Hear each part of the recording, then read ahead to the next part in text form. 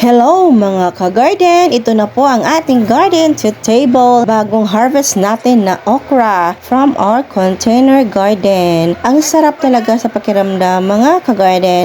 Pag gusto natin kumain, ayan, mamimitas lang tayo sa ating paligid na ating mga tanim. Kahit sa container lang o sa sako, sa mga paso. Ayan, makakapag-produce pa rin sila ng mga bunga mga ka-garden. Legit talaga mga ka-garden kapag may itinanim, may aanin, may makakaing fresh at organic na mga gulay sa ating paligid. Magsipag ka lang talaga mga ka-garden, hindi ka magugutom. At sigurado ka pang fresh at organic ang iyong mga kinakaing gulay. At ito na nga ang the best part mga ka-garden, pag na-harvest at nakakain mo na ang iyong mga tanim na gulay. Ang sarap sa pakiramdam mga ka-garden. Kaya ano pang hinihintay nyo? Magtanim na rin kayo.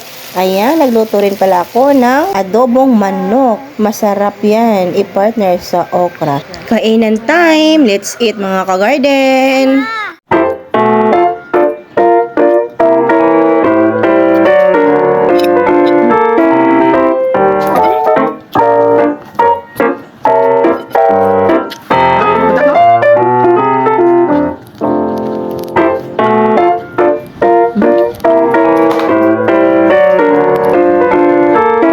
Ang sarap talaga ng bagong pitas mga ka-garden.